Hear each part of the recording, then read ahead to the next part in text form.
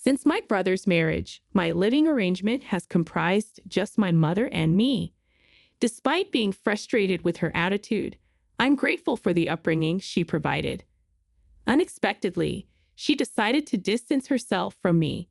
Despite my substantial financial support, she, with the involvement of my brother and his wife, evicted me from our home. This betrayal is something I can't forgive, and I am determined to retaliate against them with double the force. I go by the name Emily and am currently 25 years old. A few years back, my father passed away, and my brother Tom, who is a decade older, departed after tying the knot. Consequently, I find myself cohabitating with my mother. The truth is, I've harbored dissatisfaction about living with her. Once I began working, my mother quit her part-time job and assumed a lethargic lifestyle at home. What's more, she treated me as though I were her personal maid. Emily, why isn't dinner ready yet? Oh, by the way, I've run out of money this month. Can you spare an extra $200? And while I'm out today, make sure you clean my room. And the demands just go on. The litany of requests seems never ending. Some might suggest that if I'm so discontented, I should just live independently.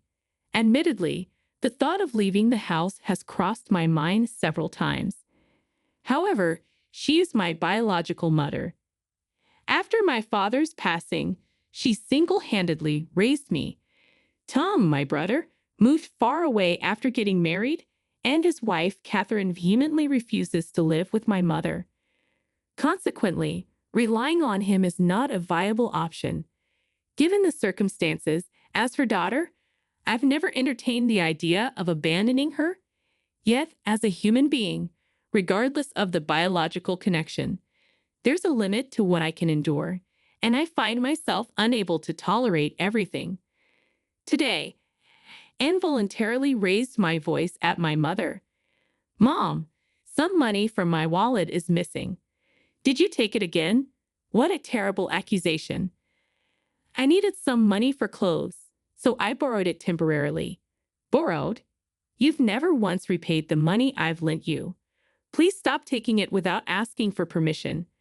Do you even realize who you owe for your upbringing? It's all thanks to me. You're so frustrating.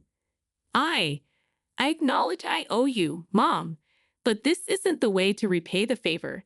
Now that you're self-sufficient, it's only fair to take care of me. Don't complain about borrowing a few $100s. This happens every single time. Every time I confront my mother, she retorts with statements like, I'm the one who raised you, or do you realize who you owe for your upbringing? Leaving me without words.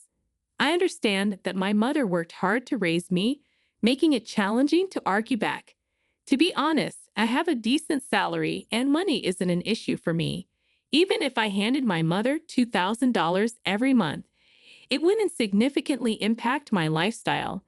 Nonetheless, I've always felt the need to establish boundaries and not let my mother take advantage indefinitely. One day, after wrapping up my work and returning home, I was surprised to find Tom and Catherine there. The last time we crossed paths was at my father's funeral, and we hadn't stayed in touch since then. Hey, Emily, it's been a while. You still have that gloomy aura around you, huh? My brother's insensitivity remained unchanged. He had a knack for looking down on me and poking fun since our childhood. Why are you here, Tom? Do I need a reason to visit my parents' house? We demolished our family home after Dad passed away, and I'm the one renting this apartment. Don't be so uptight. Our family is finally together after so long. As we exchanged words, Catherine interjected, Emily, you're as uptight as ever. With that kind of attitude, you'll never get married. Catherine, Tom's wife, would make such remarks without a hint of remorse. Her comment, much like Tom's behavior, was tactless.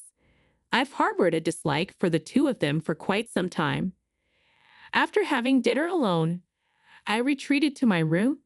My mother, evidently delighted to see Tom after such a long time, kept chatting animatedly with a smile on her face. It appeared that the three of them occasionally indulged in gossip about me. Since that day, for some inexplicable reason, Tom and Catherine began making more frequent visits to my place. Another irksome aspect was their apparent disregard for the fact that this was my home. They seemed excessively at ease in my apartment. "Hey, Tom, what's going on? This is my place, you know. What about your job? You're so bothersome. What does it matter to you? I'm here because I'm concerned about Mom and I want to visit her often. You never reached out once since our father's funeral. It's none of your business. Come to think of it, I'm hungry. Cook something and do it quickly. What's with this guy? Seriously, this is my place, isn't it? Why are they lounging around as if they own the place? I'm in the mood for a delicious cake, Emily. Buy me one." Catherine's request prompts even my mother to join in. "You finished work today, right? So you have time. Hurry up and go buy it for us, you lazy girl." It's perplexing how Catherine, who once avoided living with my mother and detested her, has suddenly become quite chummy with her. As for Tom, he's adopting an attitude of, "I'm the eldest son, and Catherine is the eldest son's wife, so it's only natural for us to be concerned about Mom." Observing their behavior, it's evident that the two of them are plotting something. I'm not entirely sure about their intentions yet, but it's clear it's not something favorable. Several days passed, and Tom and Catherine's scheme finally unfolded. "Emily, I've reached my limit living with you. I've decided to end this cohabitation." I was engrossed in household chores on my day off when my mother dropped this bombshell. "What do you mean by that?" "Exactly what I said. I can't endure living with someone as slow, lazy, and unattractive as you any longer." "What are you talking about? Don't you understand? I've made up my mind. I'm going to live with Tom and Catherine." "You're going to live with Tom and Catherine?" I was so taken aback by this unexpected revelation from my mother that I unintentionally echoed her words. The couple who consistently opposed the idea of living with my mother now wants to share a residence with her. What on earth is happening? Just then, Tom and Catherine conveniently arrived. "Tom, what's happening? You never expressed any interest before, and you consistently asserted you'd never live with Mom, right? What's the issue with that? It's only natural for the eldest son to live with his own mother, isn't it?" Tom, looking down on me with a sense of superiority, made this statement. "Don't tell me you have some kind of issue. If you can't live with Mom, no, that's not what I'm saying. But then it's fine for Mom to live with us, right? Are you serious?" Even Catherine was vehemently against cohabitation. "Why the sudden change? You're so bothersome. Anyway, Mom has decided to live with us. We don't need you anymore. Just leave." "Wait, leave? After all this time when I took care of everything about Mom?" It can't help but feel repulsed by my brother's arrogant words. However, it became evident that Tom and Catherine were up to something nefarious. Despite my mother's sharp tongue, she remains my only precious parent. Besides, I wouldn't want to get entangled in any trouble later on. I decided to caution my mother. "Mom, isn't it clear that something's amiss?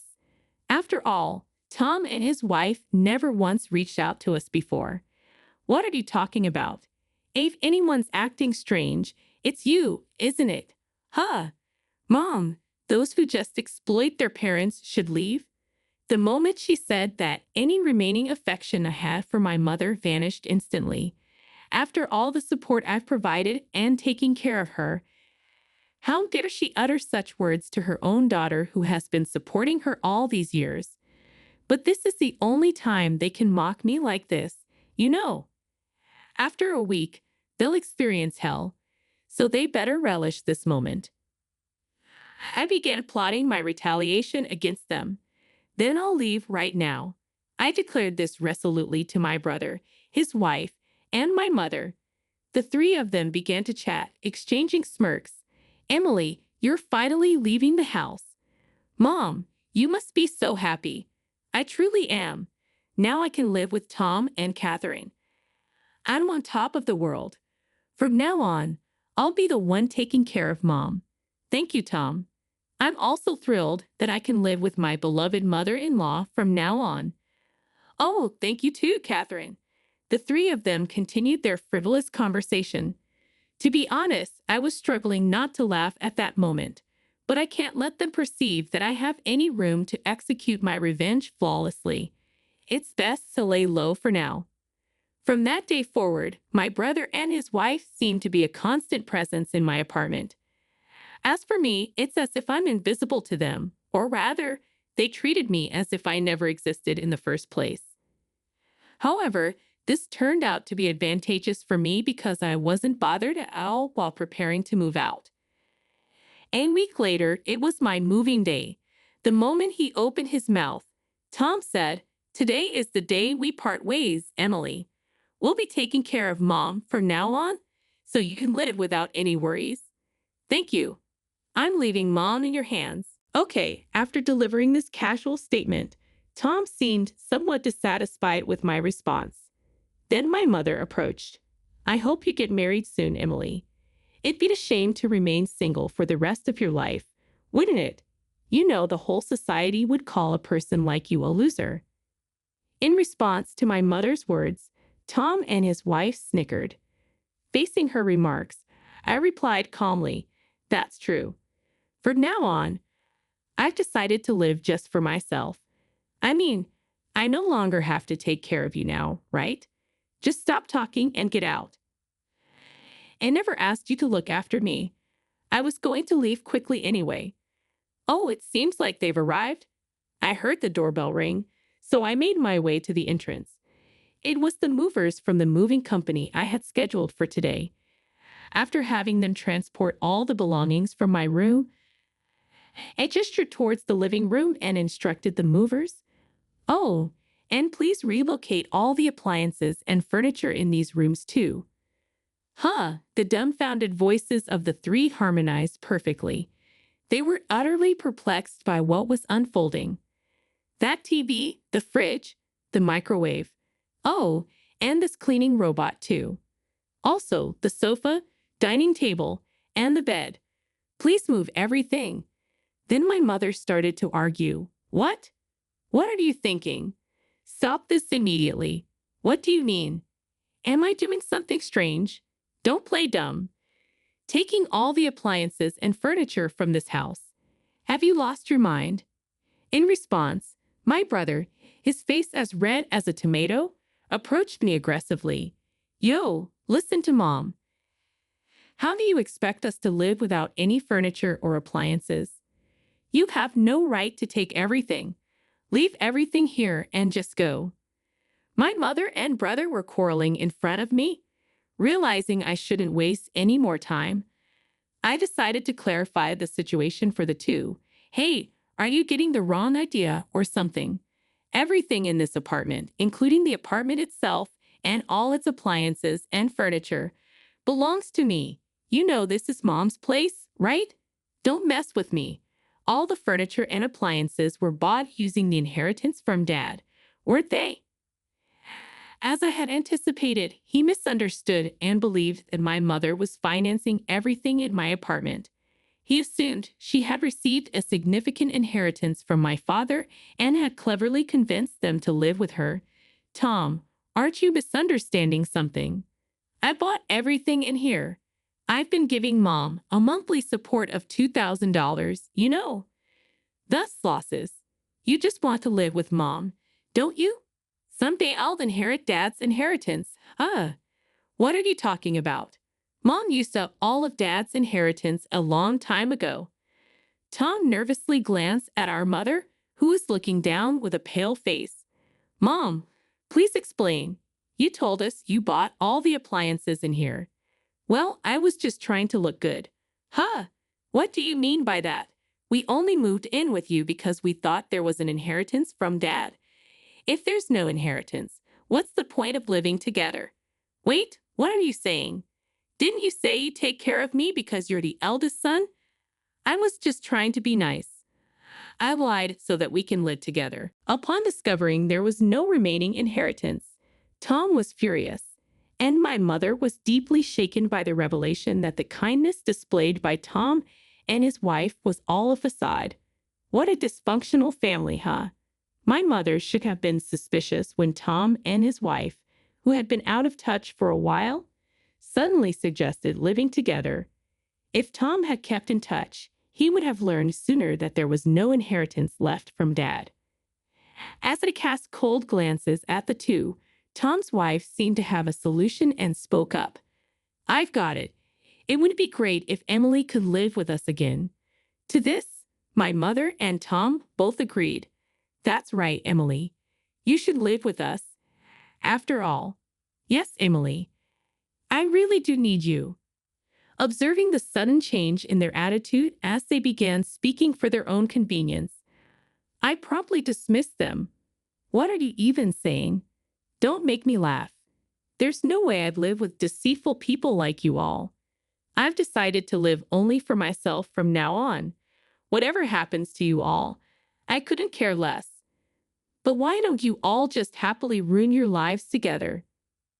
The three of them, completely drained of energy, sat down on the spot as if their knees had given away.